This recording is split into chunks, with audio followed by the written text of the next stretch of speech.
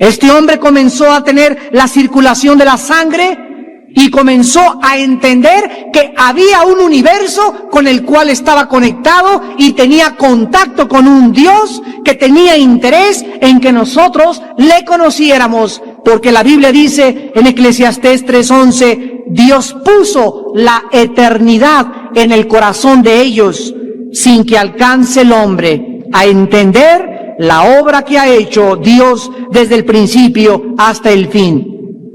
Esta es, damas y caballeros, la razón por la cual todas las tribus, todas las razas, todas las civilizaciones no han creído que en esta vida queda todo, sino que hay algo que nos está esperando. La Biblia nos muestra que es Dios, el Dios de la Biblia, el Dios que envió a Cristo a morir en una cruz, puso dentro de ti y dentro de mí, dentro de los negros, los amarillos, los mahometanos, los budistas y los musulmanes, puso la eternidad. Y algo en lo más profundo de tu conciencia te dice que esta vida no lo es todo. Y ahorita vivimos una época en la que todos los seres humanos están buscando contacto con los seres extraterrestres. Que alguien venga de otra civilización y nos salve, que alguien impida la Tercera Guerra Mundial, que alguien nos diga que hay otra esperanza por otras galaxias, porque el hombre trasciende esta vida por la eternidad en su corazón. Pero a pesar de que todos llevamos esta seguridad de la otra vida, millones de ustedes viven la vida como si esta vida fuera todo absolutamente y como si esta fuera a durante toda la eternidad. Muchos de ustedes viven totalmente despreocupados de su destino eterno y del juicio final que la Biblia dice que cada uno de nosotros tendremos algún día que enfrentar.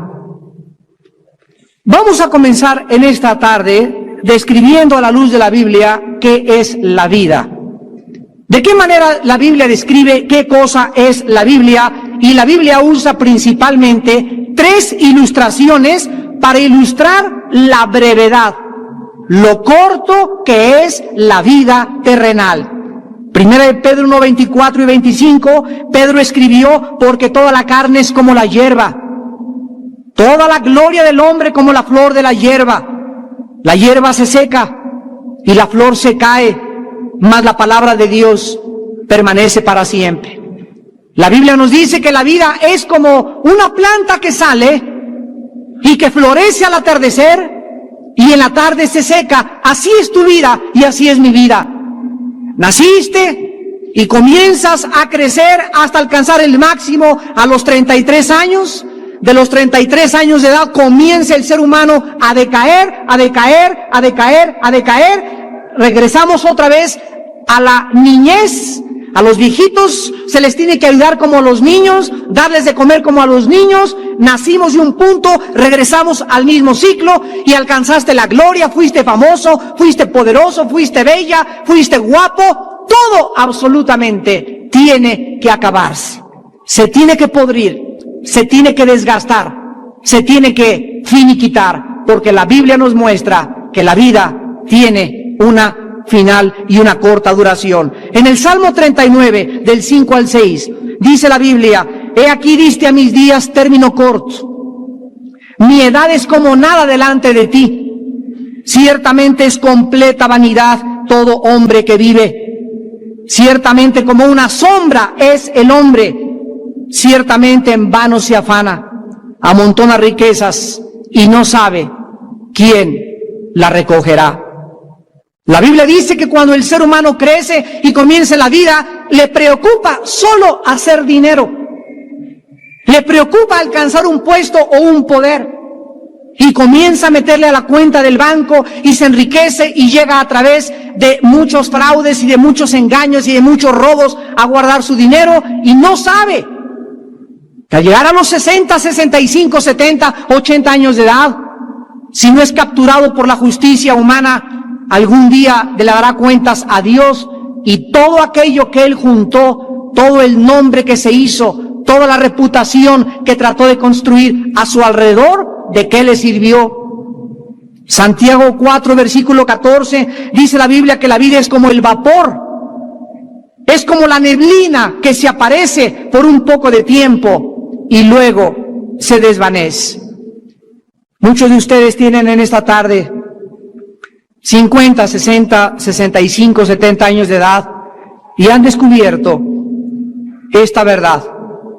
Te ves en el espejo, ves a tus nietos y a tus mismos hijos crecer y te das cuenta qué rápido pasó la vida. Nos damos cuenta que apareció de repente y te vienen ahorita a la memoria tus días en la escuela, en la primaria, en el kinder. Cuando estabas en la secundaria, cuando estabas en la preparatoria, cuando tenías 25, 30, 40, 50 años de edad y todo pasó con una velocidad tan rápido que comienzas a adquirir conciencia que verdaderamente perdiste el tiempo en algo que Dios te dio y que muy pronto te va a pedir cuentas. Los jóvenes llegan a los 15, 18 años de edad y creen que van a vivir eternamente.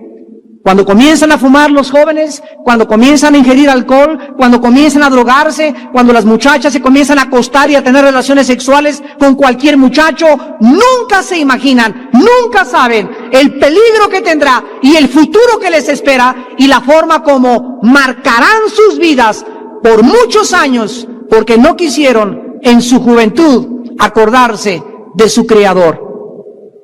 Acuérdate de tu Creador, dice la Biblia, en los días de tu juventud, antes que vengan, ¿qué cosa? Días malos. Antes que llegues a los 30, 35, 40, 50 años de edad y digas, ya no encuentro contentamiento. La época más gloriosa del ser humano, la época más maravillosa que el ser humano tiene, es cuando el ser humano es joven, antes de los 30 años de edad, donde todas tus decisiones, todas tus metas, lo que tú creas, lo que tú recibas en tu vida, determinará para siempre lo que tú algún día has de hacer. Todos hemos nacido para morir algún día y todos, dice la Biblia, después de la muerte seremos juzgados. Nuestra vida no está en nuestras manos. Tú no escogiste nacer, ni tampoco vas a escoger morir. No tienes control sobre el día de tu muerte, como tampoco del día del nacimiento. Dice la Biblia en Hebreos 9:27, porque está establecido a los hombres que mueran una sola vez, y después de esto, el juicio. Hechos 17, del 30 al 31, Dios manda ahora a todos los hombres en todo lugar que se arrepientan, por cuanto ha establecido un día en el cual juzgará al mundo con justicia por aquel varón a quien designó, dando fe a todos con haberle levantado de los muertos. Dios te dice que no es una opción arrepentirte. Dios te manda en esta tarde a que te arrepientas de tus pecados, a que consideres dónde vas a pasar la eternidad, a que te des cuenta que si hay otra vida después de esta vida, tienes en esta vida que prepararte para el día del juicio. Cristo murió en una cruz hace 2000 años para pagar por tus pecados. Cristo abrió sus brazos en una cruz para que tú pudieras tener la vida eterna. Tú necesitas a Cristo en esta tarde. Tú necesitas arrepentirte de tus pecados. Tú necesitas venir y hacer la paz con Dios hoy que tu corazón está preparado por el Espíritu Santo. Otra pregunta que tenemos que contestar es ¿por qué tenemos que morir? ¿Por qué no podemos seguir viviendo eternamente? ¿Por qué envejecemos? ¿Dónde y por qué se originó la muerte? La Biblia nos dice en Génesis 2, 16 al 17, que Dios al crear al hombre le dio una orden. No lo hizo perfecto al hombre en el sentido de que él podía algún día convertirse en un Dios. La Biblia nos recuerda que el ser humano nunca alcanzará la deidad, ni nunca seremos divinos. Solo Dios es Dios, el Hijo es Dios y el Espíritu Santo es Dios. Pero tú y yo jamás alcanzaremos, ni llegaremos a ser como dioses, ni no hay nadie que sea un Dios en esta tarde, ni en ninguna parte del mundo, porque simplemente tú naciste y yo nací, tú fuiste creado y yo fui creado, y Dios es el único que no tiene principio ni tiene fin. Dios le dijo a Adán, Puedes comer de cualquier árbol, pero del árbol de la ciencia y del bien y del mal no comerás, porque el día que tú comas de él, ciertamente morirás. Dios no nos creó como un robot. Adán pudo haber sido creado como un robot con una tendencia y una capacidad instintiva a decirle a Dios, te amo, te amo, te amo. Pero Dios puso dentro de nosotros, dice la Biblia, la libertad y la capacidad de escoger entre el bien y entre el mal. Los animales no tienen esta capacidad. Los animales son creados por instintos. Pero tú y yo somos seres morales, responsables delante de Dios. Y la Biblia dice que algún día tendremos que darle respuesta a Dios de todas las decisiones morales que tú y yo tomamos en esta vida. Dice la Biblia que en ese momento Adán rechazó el mandamiento de Dios y le desobedeció. Romanos 5:12 dice el apóstol Pablo, porque así como el pecado entró por un hombre y por el hombre la muerte, así la muerte pasó a todos los hombres por cuanto todos pecaron. ¿Por qué tenemos que morir? Porque hemos heredado una maldición. Hemos heredado una enfermedad. William Shakespeare le llamó el defecto trágico.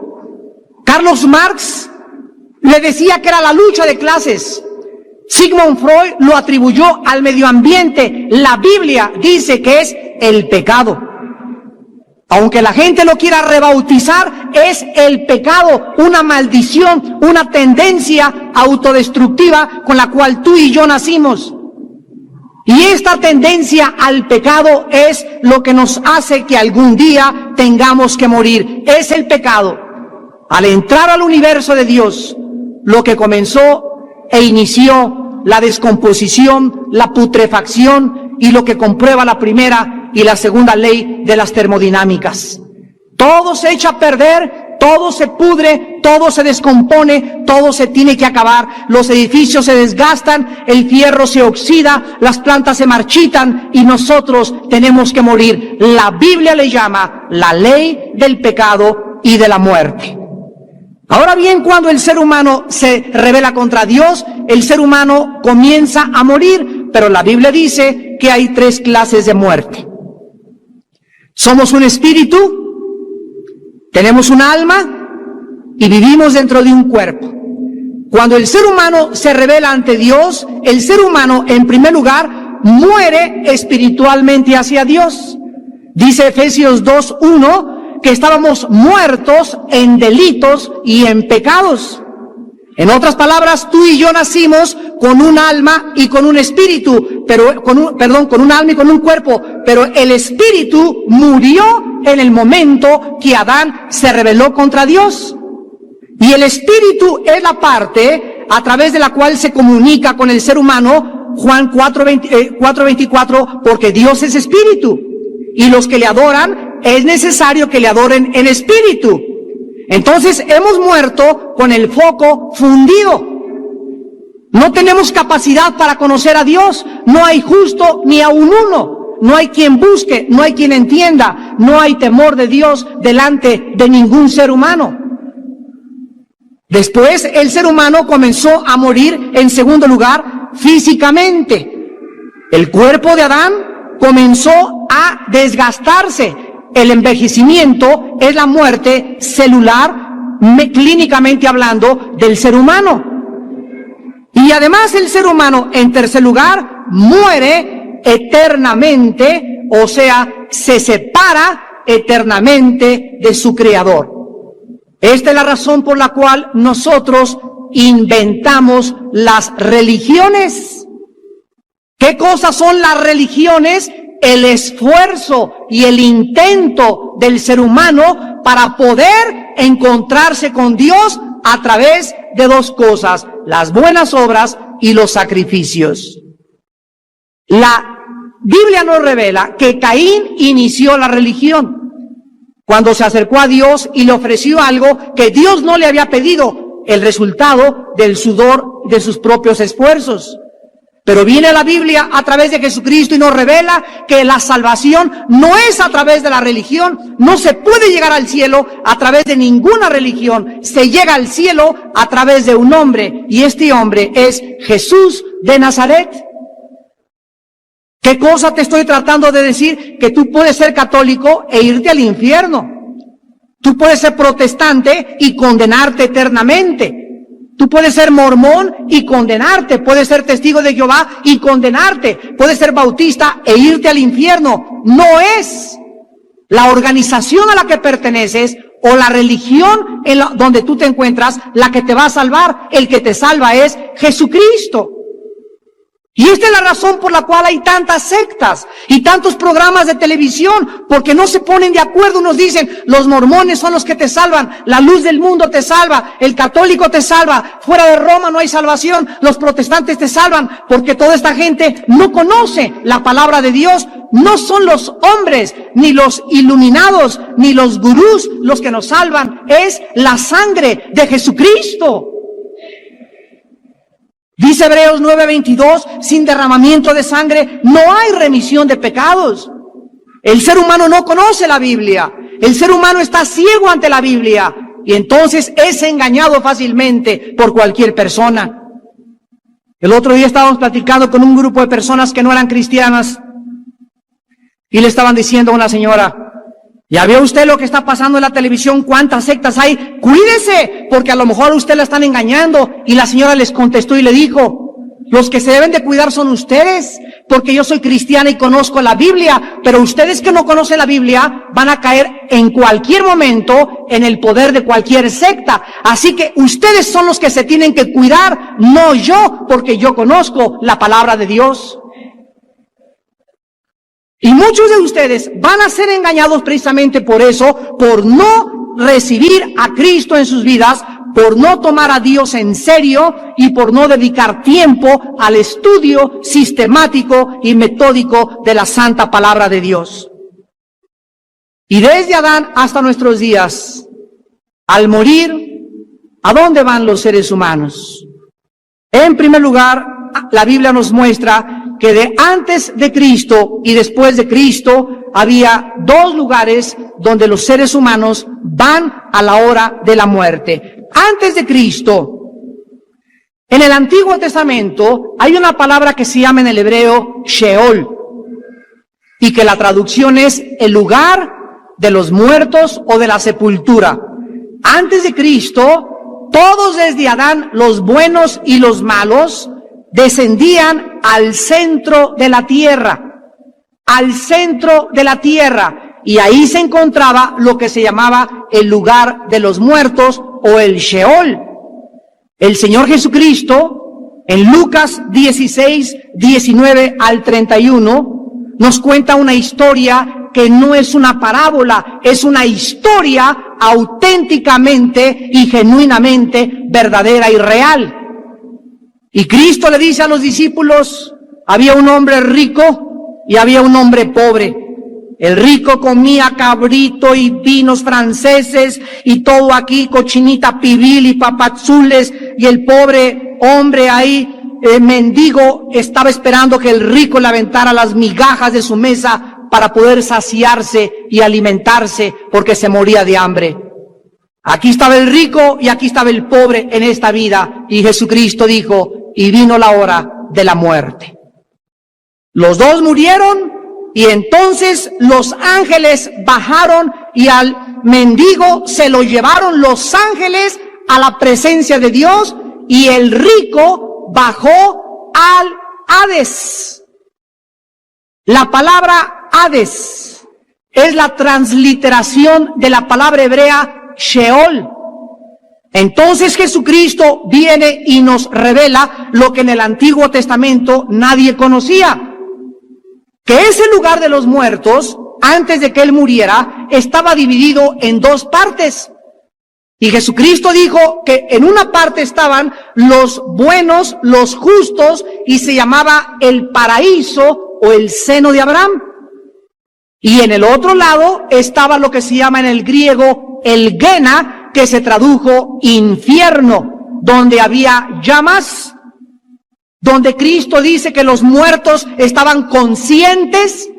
Uno de ellos le dijo a otro que le estaba gritando: deja que vaya allá a mi casa, a la Buenavista, y le diga a mis papás y a mis hermanos que es verdad, que estoy atormentado aquí en esta llama de fuego.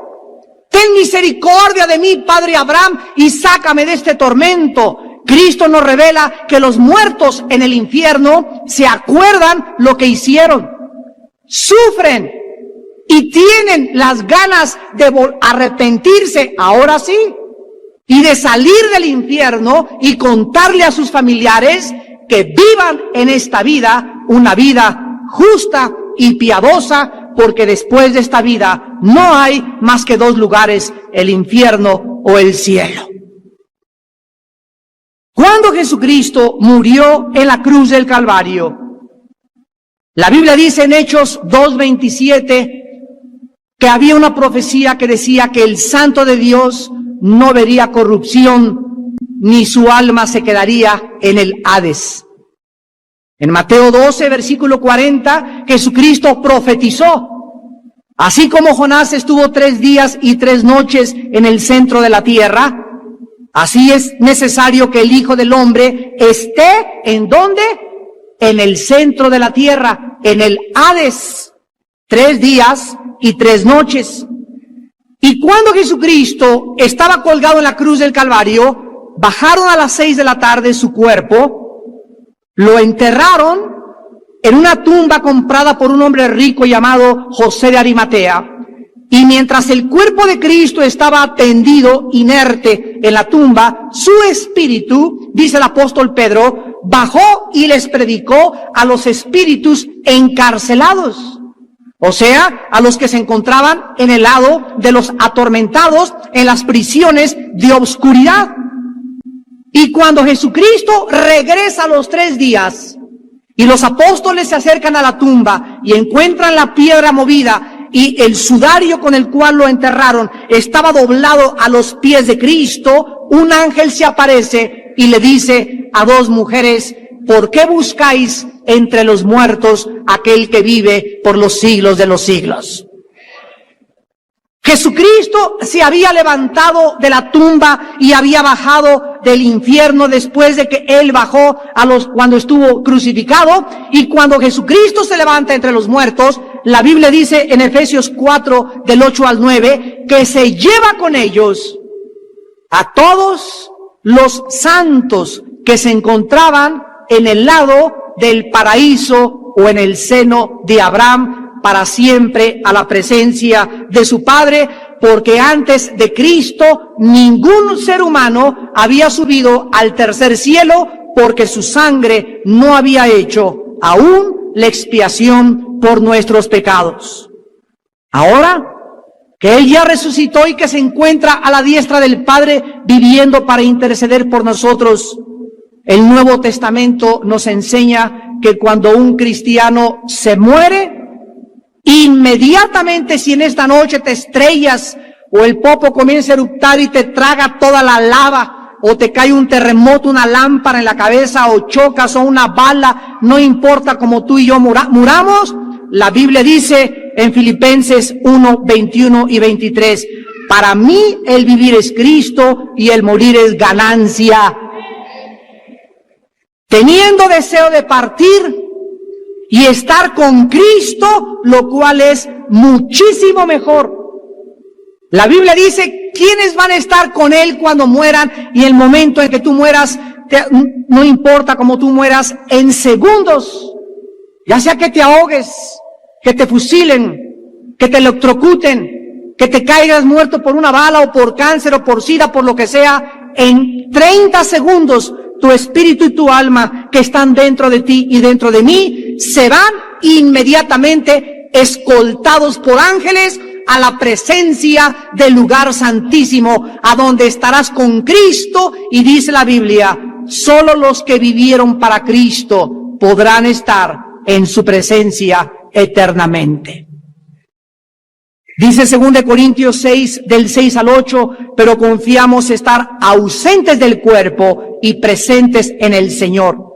Segunda de Pedro 1, 13 al 14, dice el apóstol: tengo por justo, en tanto que estoy en el cuerpo, despertarles con amonestación, sabiendo que en breve debo, ¿qué cosa dice? Abandonar el cuerpo, como nuestro Señor Jesucristo me lo ha declarado, porque Él quitó la muerte y sacó por medio de la luz la vida y la inmortalidad por medio del Evangelio.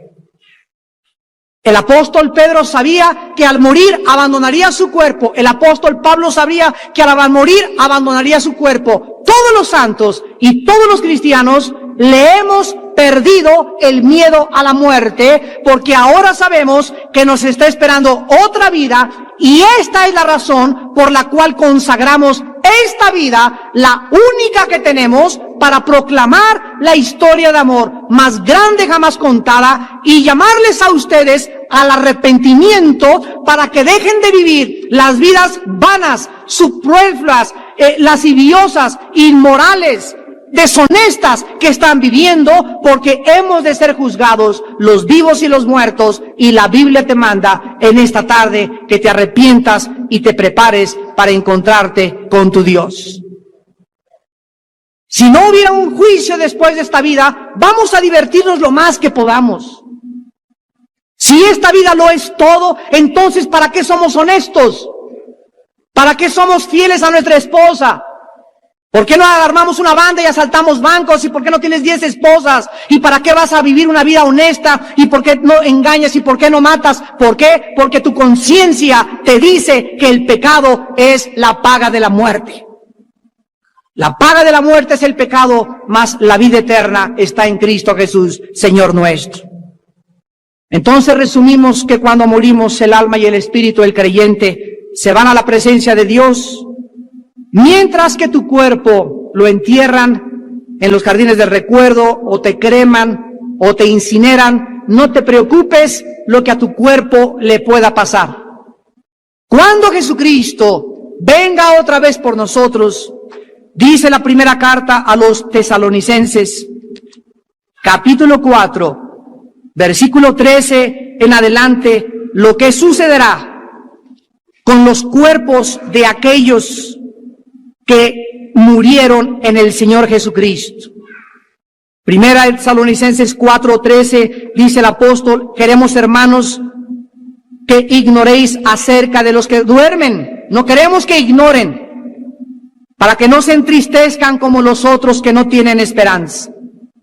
Porque si creemos que Jesús murió y resucitó, así también traerá Dios con Jesús a los que durmieron en él.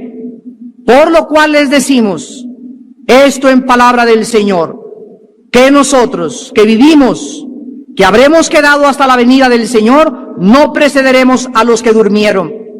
Porque el Señor mismo, con voz de mando, con voz de arcángel y con trompeta de Dios, descenderá del cielo, y los muertos en Cristo resucitarán primero. Luego nosotros, los que vivimos, los que hayamos quedado, seremos arrebatados juntamente con ellos en las nubes para recibir al Señor en el aire, y así estaremos siempre con el Señor. Entonces, vamos por orden. Tú mueres hoy en la noche y tienes a Cristo en tu corazón.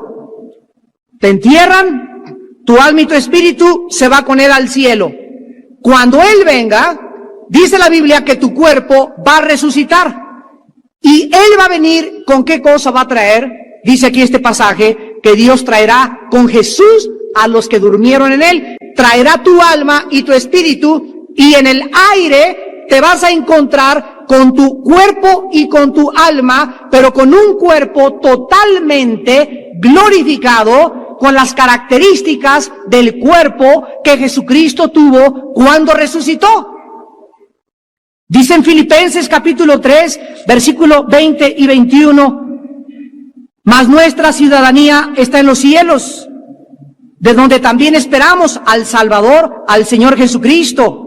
Escuchen, el cual transformará el cuerpo de la humillación nuestra, para que sea semejante al cuerpo de la gloria suya, por el poder con el cual puede también sujetar a sí mismo todas las cosas. ¿Cómo va a ser tu cuerpo cuando resucites y mi cuerpo cuando resucite los que tenemos a Cristo?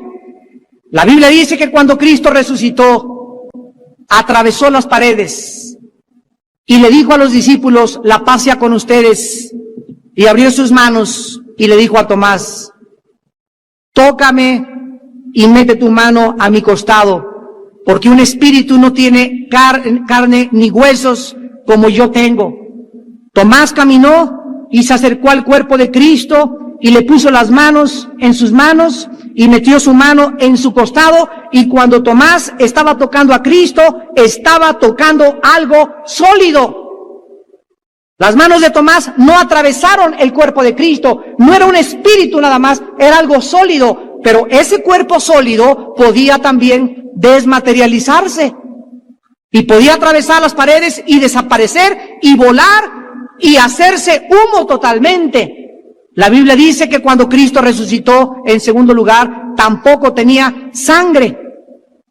La última gota de su sangre, porque en la sangre está la vida, dice Levítico 17:11, ahí quedó al pie del altar, ahí quedó al pie de la cruz. Cuando Jesús resucitó, toda su sangre había quedado en este planeta derramada para pagar por tus pecados y por mis pecados. Y cuando tú y yo resucitemos, vamos a tener un cuerpo que se va a poder ir de un lugar a otro, vamos a poder atravesar nuestra composición molecular, no será igual, ya no estaremos sujetos al envejecimiento, ya no habrá cáncer, ya no habrá SIDA, ya no habrá a nadie que te cobre tus deudas, no habrá lágrimas, no habrá muerte, seremos un cuerpo semejante al cuerpo de la gloria de Él cuando Él resucitó. Y esto es maravilloso porque esto es lo que nos muestra que aunque nuestro cuerpo exterior se va desgastando y cada día envejecemos y canas y arrugas, el interior, aquí por dentro, el hombre que creó Cristo, el nuevo hombre que nació desde que tú recibiste a Cristo, cada día se va renovando, cada día va creciendo en dimensiones indecibles y cada día estamos siendo transportados en el Espíritu a la presencia de Dios para poder entender que aunque nuestro cuerpo se desgaste, el interior se renueva día a día. Pero ¿qué cosa pasará con aquellos de ustedes que no quisieron recibir a Jesucristo? Que quisieron vivir para esta vida, que entregaron en esta vida todo. Mataste, defraudaste, fornicaste, tuviste 5 esposas, hijos regados por todos lados. Nunca te importó tu destino eterno. La Biblia dice en Apocalipsis capítulo 20, la forma en que Dios juzgará a aquellos que no quisieron hincar su rodilla delante de su Hijo Jesucristo. Y dice Apocalipsis 20, versículo 11, vi un gran trono blanco y al que estaba sentado en él, de delante del cual huyeron la tierra y el cielo y ningún lugar se encontró para ellos. Y vi a los muertos, grandes y pequeños. Aquí significa los poderosos y los reyes y los más humildes de esta vida. Y noten ustedes que la Biblia dice, los muertos estaban hincados, dice. La Biblia dice que estaban de pie. En el día del juicio ya no te podrás hincar. En el día del juicio ya no podrás decirle, ten misericordia de mí, pecador. En el día del juicio ya no podrás derramar lágrimas y pedirle perdón a Dios. Estarás de pie, porque se acabaron las oportunidades. Se cerraron las puertas de la salvación. Ahora es el día del juicio. Y tú vas en ese día a responderle a Dios lo que tú hiciste con Jesucristo.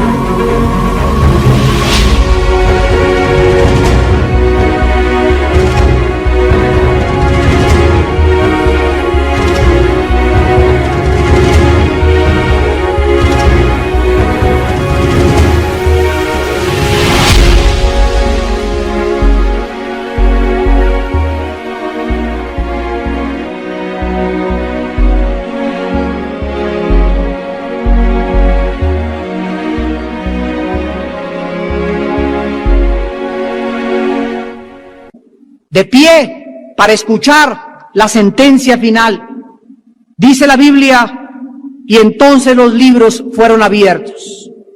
Otro libro fue abierto, el cual es el libro de la vida, y fueron juzgados los muertos por las cosas que estaban escritas en los libros según sus obras.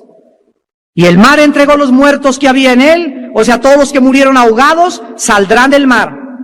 La muerte y el Hades entregaron los muertos que había en ellos y fueron juzgados, cada uno según sus obras. Y la muerte y el Hades fueron lanzados al lago de fuego. Esta es la muerte segunda. Y el que no se halló inscrito en el libro de la vida fue lanzado al lago de fuego. Dice Apocalipsis 21, versículo 8, pero los cobardes e incrédulos, los abominables y homicidas, los fornicarios y hechiceros, los idólatras y todos los mentirosos tendrán su parte en el lago que arde con fuego y azufre, que es la muerte segunda. La Biblia dice que en el día del juicio tú serás condenado y los ángeles del Dios y los cristianos, dice 1 Corintios 6 del 1 al 2, estaremos ocupando las sillas del gran jurado del tribunal cósmico de Dios. Y ahí Dios te hablará y te dirá, Juan Camaney, pase para adelante. ¿Cuántas mujeres tuviste? ¿Cuántas fornicaciones tuviste?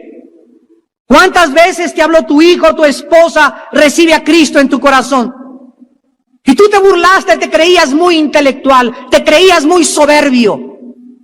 Creías que toda la vida la tenías por delante y nunca supiste que tal vez esta noche Dios te llame a cuentas por toda la eternidad. Ahí en ese momento, como una película, pasará Dios tu vida. Y verás todas las cosas, las mentiras, los fraudes, los chismes, las calumnias, las fornicaciones, tus adulterios, tu homosexualidad, tu lesbianismo, tus depravaciones, todos tus pensamientos, todo será pasado delante de un Dios ante cuya presencia están totalmente desnudos los corazones de los seres humanos. Y en ese momento no le podrás decir a Dios, perdóname.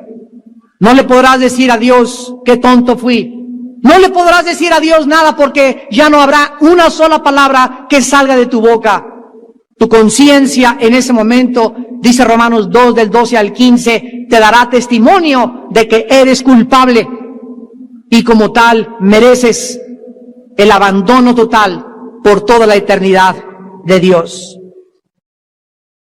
¿Qué cosa será la otra vida para los cristianos? Dice en Apocalipsis capítulo 21, versículos del 1 al 8, vi un cielo nuevo y una tierra nueva, porque el primer cielo y la primera tierra pasaron y el mar ya no existía más. Esta tierra en la cual vivimos, los ecologistas, los sismólogos, los ecólogos y todas las personas experimentadas en estudiar la corteza de las capas terrestres y lo que está pasando en la tierra, todos son testigos que la tierra se está acabando.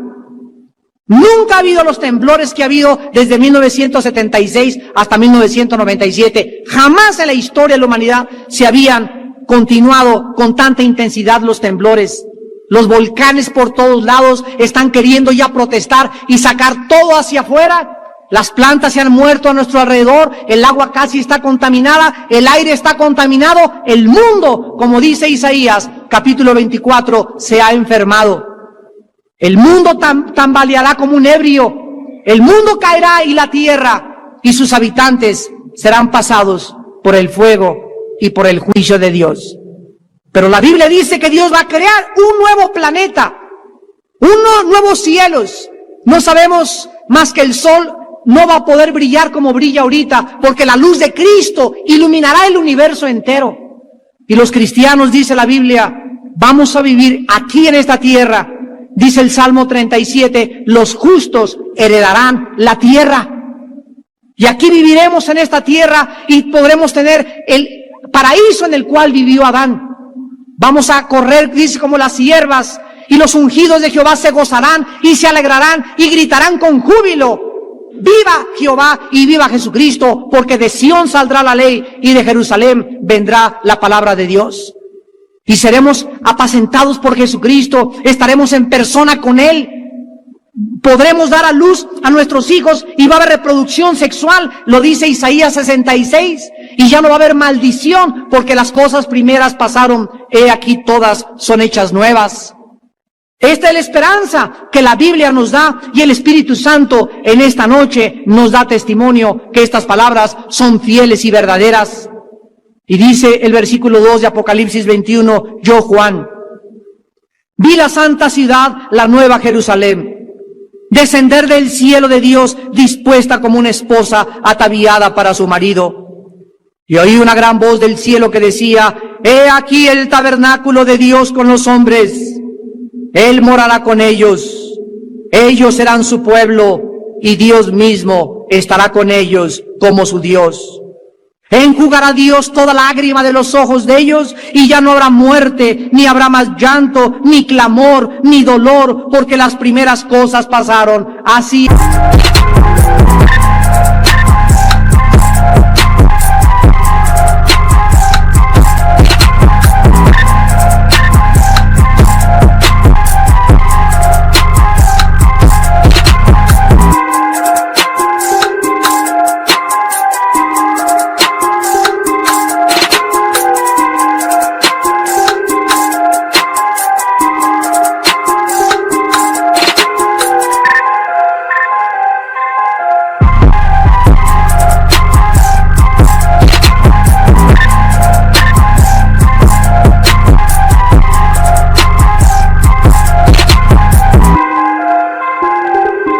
es, amigo, así es, amiga, que nos visitas. En tu alma anhelas que todo esto acabe. En nuestra conciencia estamos hartos de vivir en este planeta ya. Ya estamos cansados de tantas cosas que suceden. Ya el hombre no cree en nada. Ya no hay credibilidad en el gobierno. No hay credibilidad en la ciencia. No hay credibilidad en nada. Pero Jesucristo nos sigue diciendo en esta noche, yo soy el camino, yo soy la verdad, yo soy la vida eterna. Y si tú no tienes tu esperanza en Jesucristo, yo te pregunto, ¿en quién la tienes? Si no es Cristo, entonces ¿quién es? Como en un programa de televisión desafiamos a 5 brujos ya religiosos y les pude decir, díganme ustedes, ¿qué otro libro existe más grande que la Biblia? Si no es la Biblia, ¿cuál es? Enséñamelo.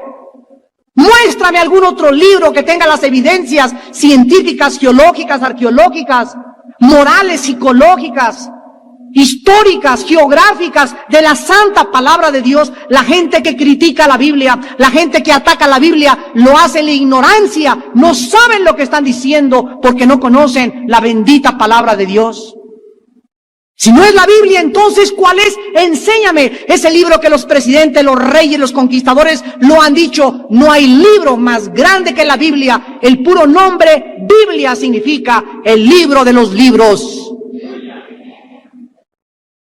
Y tú en esta noche necesitas arrepentirte de tus pecados, porque la Biblia dice en 2 de Tesalonicenses capítulo 2, versículos del 8 al 10, sabemos que la ley es buena, pero sabemos también, dice la Biblia, que vendrá Dios en llama de fuego para darle pago a los que no conocieron a Dios, ni obedecen al Evangelio de nuestro Señor Jesucristo, los cuales sufrirán pena de eterna perdición, excluidos de la presencia del Señor y de la gloria de su poder, cuando venga en aquel día para ser glorificado en sus santos y ser admirado en todos los que creyeron, por cuanto nuestro testimonio ha sido creído entre vosotros. Por lo cual oramos siempre por ustedes, para que nuestro Dios los tenga por dignos de su llamamiento y cumpla todo propósito de bondad y toda obra de fe con su poder, para que el nombre de nuestro Señor Jesucristo sea glorificado en vosotros y vosotros en Él, por la gracia de nuestro Dios y del Señor Jesucristo. Para los cristianos nos espera un cuerpo glorificado, una tierra transformada, ausencia de lágrimas, de dolor y de muerte. Para los incrédulos, si ahorita crees que es un infierno la vida, espérate cuando despiertes después de la muerte y te des cuenta que estas palabras eran fieles y verdaderas. Una vida excluida para siempre de la presencia de Dios, y tu vida estará en una llama y en un tormento eterno en el lago de fuego. Alguien podría decir, esa persona nos quiere en esta noche asustar. Y sin embargo yo te contesto, cuando tú vas caminando en tu coche o manejando tu carro, te encuentras un aparato que tiene 3 luces. Una es una verde, la otra es una amarilla y la otra es una roja. La policía no puso el semáforo para asustarte cuando se prende la amarilla y te dice, detente, reduce tu velocidad, porque si tú continúas con esta velocidad, te vas a estrellar y vas a lamentarte. Dios no nos asusta, Dios nos dice la realidad y nos dice, detente, es una luz preventiva en esta tarde a tu vida, detente, vuélvete a Dios con todo tu corazón, con toda tu mente y con todas tus fuerzas. Tú no sabes si vas a morir hoy en la noche, ni yo tampoco. ¿Por qué has de ser tan necio, tan necia, de creer que tienes la vida por delante cuando hoy puede ser la última vez que Dios haya hablado a tu corazón? Ven a Cristo en esta noche. Hoy que tu corazón está preparado por el Espíritu Santo, hemos orado tanto por esta reunión, que tú necesitas hacer en esta noche la paz con Dios. Ven a Jesús y encuentra en Él el descanso y la tranquilidad y esa paz interior que solamente Él te puede dar. Él lo dijo en Juan 16:33, en el mundo tendrán aflicción, pero confíen, yo he vencido al mundo. Yo soy la resurrección y yo soy la vida, y he quitado la muerte y sacado a la luz la vida y la inmortalidad por medio de la predicación del Evangelio. ¿Cuántos de ustedes en esta noche quisieran venir a la cruz de Cristo, a hacer la paz con Jesucristo, a reconciliarte con tu Creador por primera vez en tu vida?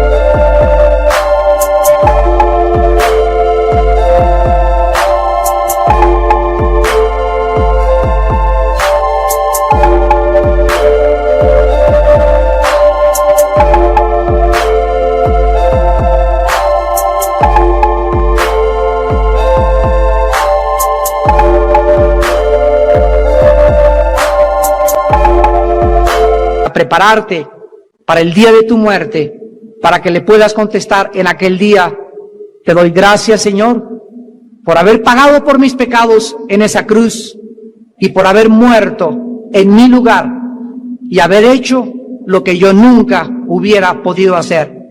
Les pido a todos ustedes que por algunos instantes inclinemos la cabeza.